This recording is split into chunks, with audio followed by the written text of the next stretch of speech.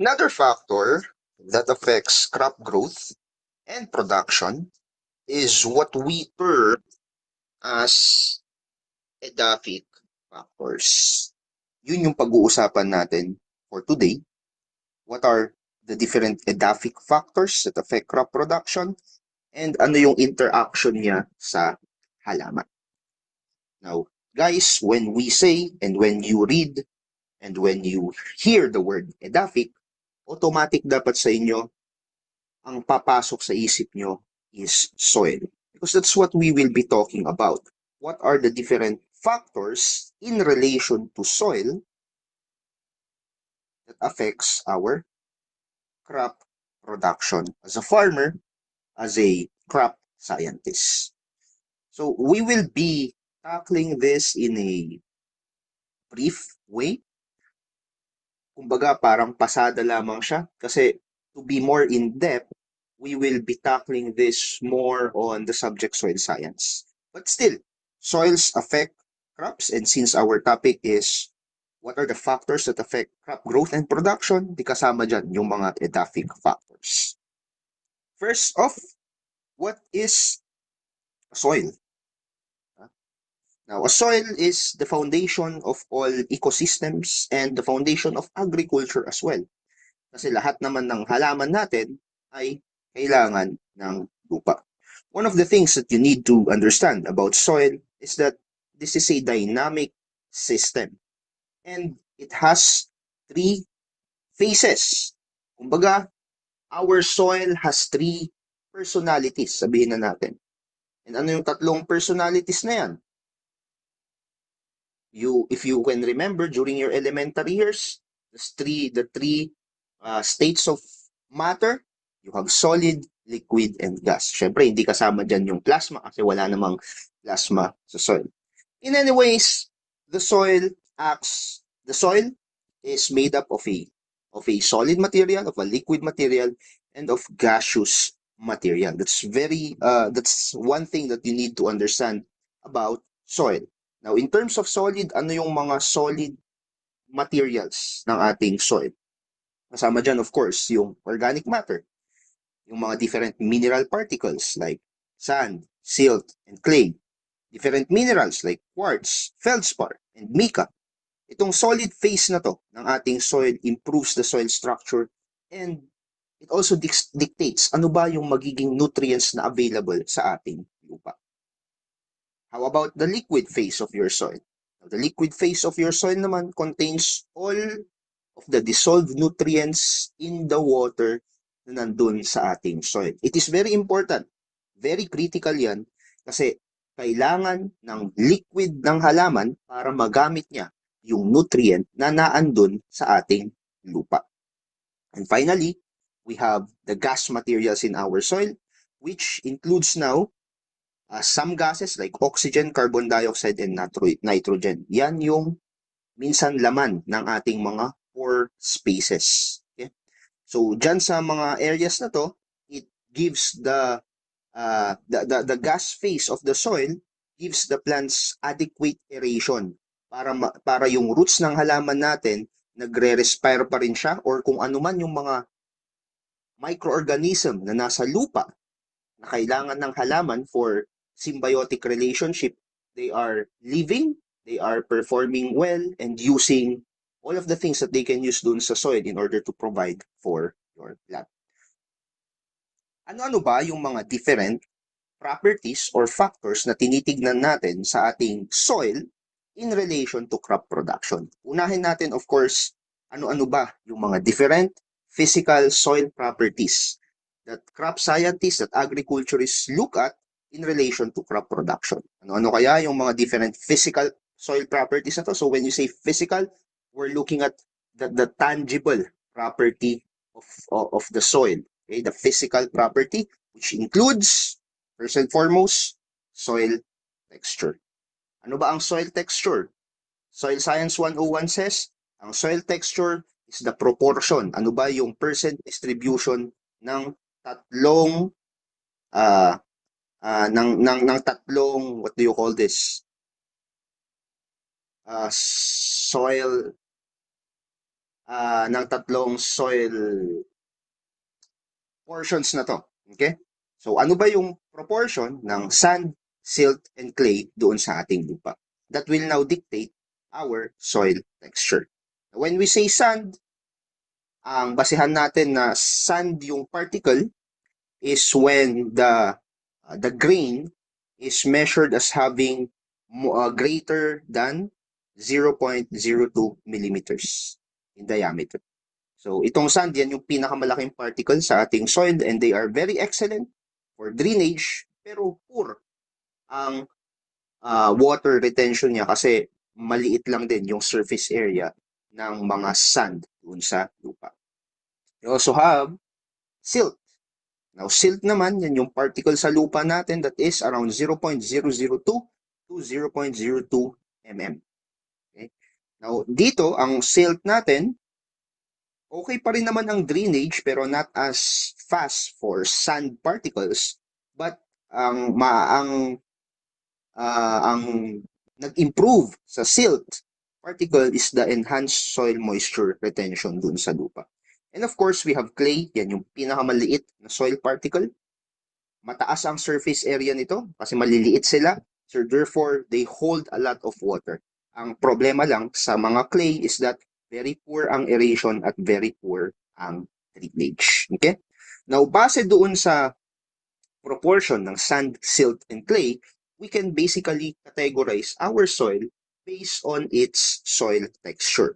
Kaya kung makukuha natin yung percentage distribution between sand, silt, and clay, we can now actually categorize what is the soil texture of our soil. Is it a sandy soil, a clay soil, a loam soil? Pero actually itong classification na to, if you remember in your soil science lesson, yan ay nakapresent under a triangular classification, soil texture classification, the model, kung saan base doon sa percentage distribution, makukuha nyo kung ano ba yung mismong soil texture natin. Okay? So gumagamit tayo ng, if I'm not mistaken, that's the soil textural classification triangle. Something like that yung pangalan. So, for example, kapag ito, simplified lang to ha, kapag ang soil mo is sandy, so when you say the soil is sandy, automatic ang condition sa soil na yan is well drained. Okay? So this is very suitable for crops na ayaw na nawawaterlog or naka-flood, such as, for example, root vegetables. Okay? Yung mga drought-tolerant crops. Okay? The problem with sandy soils is that they often need frequent irrigation and fertilization. Bakit? Kasi sa sandy soils, sabi nga natin kanina, ang drainage niyan ay dahil ang sandy soils ay malalaki, okay, yung butil ng mga yan, mabilis mag-drain ang tubig dyan. Therefore, kapag nag-drain ang tubig dyan ng mas mabilis, mas prone siya sa leaching. And when we talk about leaching, that would include leaching or yung pag-alis even ng mga minerals doon sa lupa na importante. Kaya mahalaga na frequent yung fertilization sa mga sandy soils. Clay soils naman, these are very good in maintaining soil moisture, in maintaining soil nutrient. Okay? But sa clay soils are not very good for root vegetables or drought-tolerant crops. Mamamatay sila dyan. Why? Because clay soils are very, very compacted. Okay? And madalas nagkakaroon ng waterlog under clayey conditions. So, clay soils, they are very best for water-intensive crops. So, doon sa mga hydrophytes natin, probably. Okay? Yung mga crops na gusto ang tubig, gusto ang waterlogging, go ahead. You can plant them in clay soils. Yung sweet spot between your sandy soil and your clay soils would be your loam soils. Okay? Now, your loam soils are ideal kasi mixture yan. Parang proportion yung mixture ng sand, silt, and clay. So, basically, parang binabalanse niya yung mga different important elements sa soil, which is water retention, drainage, and nutrient availability. Now, in relation to crop production, soil texture is very important because it would tell you it would give you an idea kung ano ba yung best practice to till the land. Okay? For example, mga heavy clay soils, they are very challenging to till kasi nga clay sila, compacted sila, hindi sila basta-basta naghihiwalay. Whereas ang sandy soils naman, it's easy to work with. The problem with sandy soils, it can erode quickly. Another one would be that soil texture also defines yung aeration and water movement dun sa lupa, which is very important when you are growing your crops. And lastly, it also defines yung nutrient holding capacity ng lupa. As I have told you earlier, kapag sandy soils yan, madalas nahuhugasan yan. Kapag umulan, nahuhugasan agad-agad yung nutrient dun sa lupa. Mababa yung nutrient holding capacity. Whereas kapag mas marami naman yung clay na particle doon sa soil mo, kumakapit naman ang nutrient doon, which is good for your crop. Another physical properties that we would be tackling is the soil structure. Kung ang soil, remember guys ang soil texture, we're just talking about the proportion of the different soil particles that we have, which is sand, silt, and clay. Ano ba yung percent distribution nung tatlong yon doon sa lupa? When we say soil structure naman we are now looking at doon sa aggregates. Okay? Paano ba nagkumpul-kumpul yung lupa? So we are looking at that, yung pagkakakumpul-kumpul ng lupa that would now describe your soil structure. Okay? Now, your soil structure is also a very important physical property kasi it influences yung porosity rin ng soil natin and at the same time yung permeability ng soil na kailangan for good root growth and at the same time kailangan for nutrient availability. What are some types of soil structure? We have granular. So as you can see, yan yung makikita mo na ito, granular, it's letter A.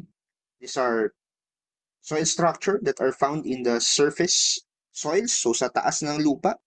Very much, they are rich in organic matter and ideal para sa pagpapalaki ng mga seeds or seedlings. We also have letter B, we have blocky soils naman.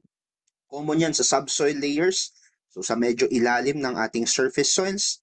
Dito, ang water movement and root anchorage ay medyo dito sa area na to, basically, medyo mabagal na yung takbo ng tubig but this is very important for root anchorage. We also have letter C. Letter C would be your columnar soil structure, which are found in arid regions. And kung mapapansin nyo, dahil columnar siya, dito lang yung dadaanan ng tubig. The rest, wala na. So medyo compacted na dyan. So medyo hirap ang water infiltration dyan. We also have platy. It's letter D. Sa platy, mapapansin nyo, para siyang mga plato talaga na pinagpatong-patong. Ano yung main challenge dyan? Very restricted po ang movement ng air and water. So this is soil structure. It's also a very important element when we are planting our crops, when we are growing our crops. Another physical structure of our soil would be the soil depth. Gaano ba kalalim yung lupa? Why is soil depth very important? Soil depth is very important because of root growth. Kailangan ng halaman na mag-infiltrate doon sa soil. Okay? So, kailangan ng roots niya na mag-anchor doon sa soil. And also, soil depth provides us an idea kung ano ba yung nutrient na naka-store doon sa lupa na yon. And sa usapin ng soil depth, hindi mawawala dyan, of course, yung mga different horizons of the soil. So, we have, for example, topsoil, di ba? Or yung horizon A ng ating lupa. Ano ba ang karakteristik ng topsoil natin? Ang topsoil natin, which is this one, is very rich in organic matter. And madalas naandyan yung mga different microbial activity. So it gives the soil its natural nutrients na kakailanganin ng halaman. We also have, for example, the subsoil. Ang subsoils naman is dito sa area na yan.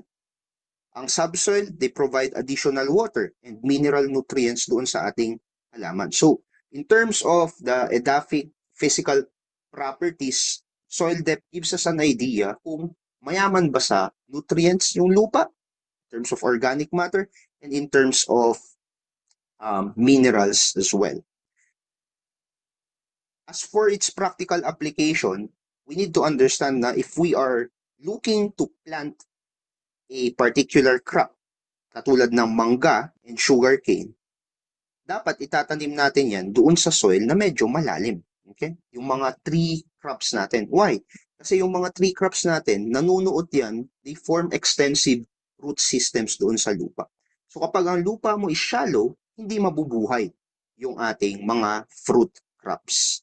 Kapag naman ang itatanim natin is mga like crops with short growth cycles katulad ng lettuce, okay lang na shallow yung soils natin or what we term as empty soils. Okay lang na medyo bata yung soils, wala siya ganong well-defined layer kasi hindi naman kailangan ng lettuce ang lettuce naman ay hindi yan nagpo-produce ng extensive root system. So, kumbaga, ang gagamitin lang niya is yung ibabaw ng lupa para siya ay mabuhay. Another physical property for your soil is what we term as the bulk density, soil porosity, and hydraulic conductivity. So, tatlo yan.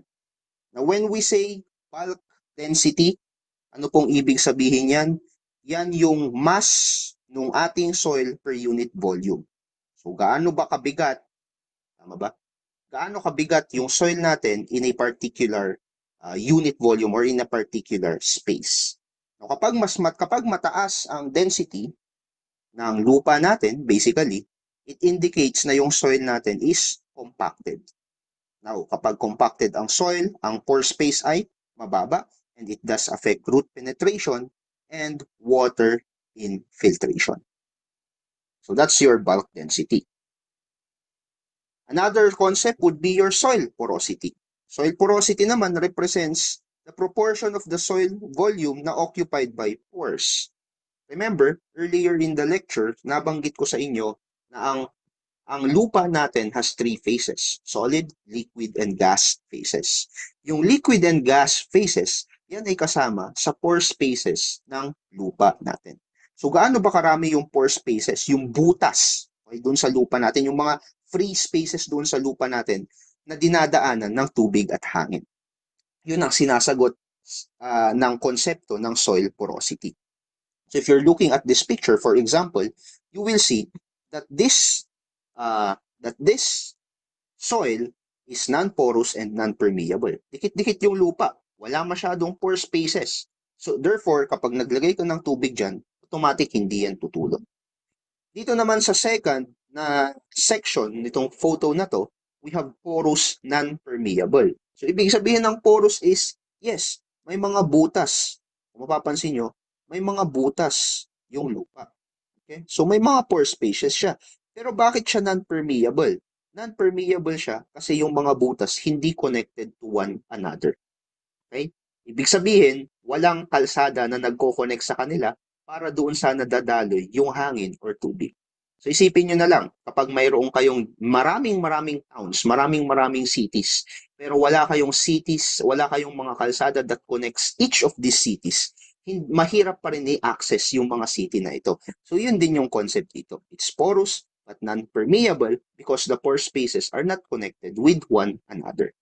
Dito naman sa last section, dito na makikita yung porous and permeability ng isang lupa. You can see, yes, there are spaces and the spaces are connected. So they are porous kasi there are a lot of pore spaces and the pore spaces are connected. Therefore, it is permeable.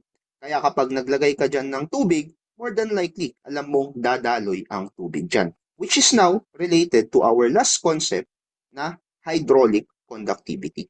Hydraulic conductivity just refers to the rate at which yung tubig ay gumagalaw doon sa ating soil or spaces.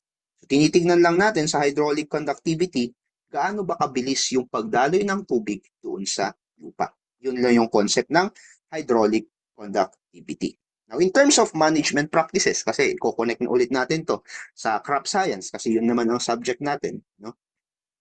Kapag too compacted yung lupa natin, ibig sabihin too bulky, mataas ang bulk density, madalas ang ginagawa ng mga farmers is to practice deep tillage or magdagdag ng organic amendments. In order naman to enhance porosity, a farmer would do cover cropping or they can reduce heavy machinery use on wet soils. Kasi kapag gumamit ka ng machinery sa isang wet na lupa, maakuan talaga yan, makokompact talaga yan. Parang, sipin nyo na lang parang harina. Okay? Kapag sinadsid mo yung harina doon sa container, makokompact yan and more than likely mababawasan ang porosity niyan. Okay? So, yan yung mga gusto natin i-improve sa ating lupa in relation to the physical properties of our soils. To look at improving bulk density, soil porosity, and hydraulic conductivity. And the last physical property under edaphic factors pa rin is the organic matter content. Now, saan ba nanggagaling ang organic matter na nasa lupa? Nanggagaling yan sa mga halaman, sa mga animal residues, okay, na nabubulok doon sa lupa. And these are very important because it influences ano ba yung nutrients na nandun sa lupa. Okay?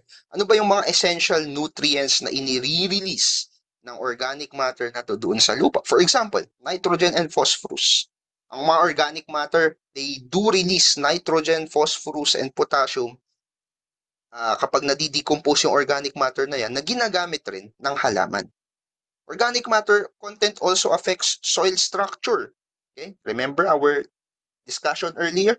Yung aggregates ng lupa, organic matter content affects it. Why? Because organic matter content acts as a binding agent. Okay? It acts as a binding agent to stabilize aggregates. And finally, water holding capacity. It does improve the soil's ability to retain moisture na sobrang critical yan during droughts. So gusto natin na yung lupa natin mayaman din sa organic matter. Kasi kapag mas mayaman sa organic matter, mas maganda yung soil structure ng lupa, mas maganda, mas available yung nutrients na nasa lupa, and tumataas rin yung kanyang water holding capacity. Now, let us leave all of these factors behind, all of these physical properties of the soil behind, and we now move to the chemical soil properties in relation naman